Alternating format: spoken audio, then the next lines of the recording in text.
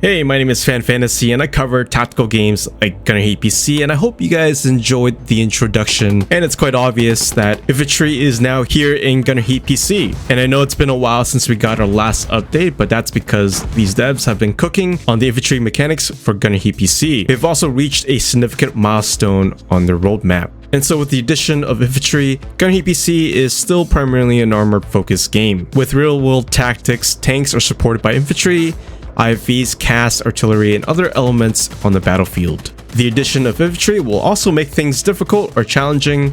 In other words, don't underestimate what they can do if they get their hands on an RPG.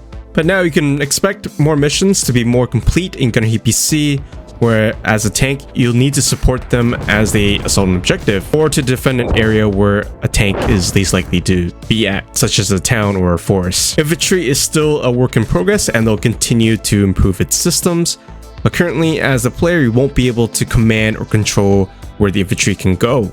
Most instant action missions require the infantry to reach an objective before they can dismount. In other words, they are kind of scripted, and this makes sense as most instant action missions take about 10 to 15 minutes or less. This major update includes 3 new missions: Dancing Devils, which has infantry, Valley of Infantry, which is an introduction to the infantry, and BMP Barricade. There are 2 older missions that now have infantry, and that's Obscene Odyssey and Native Narrative.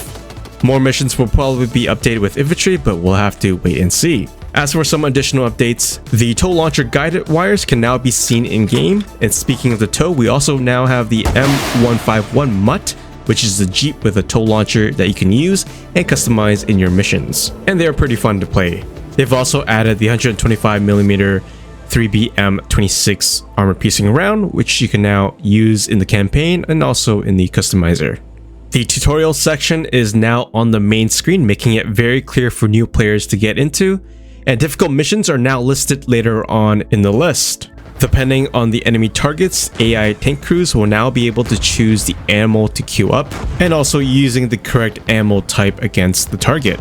With the infantry update, APCs that are combat ineffective will least likely to bail out if their vehicles are carrying troops. They've also reworked the night vision goggles and improved the gain on the packed NVGs. They've also reduced the kinetic resistance on glass textile materials to match the real world tests. Another improvement to the AI is that they will now be able to react to friendly units that are ahead of them rather than shooting at them, meaning there's a less chance to getting friendly fire.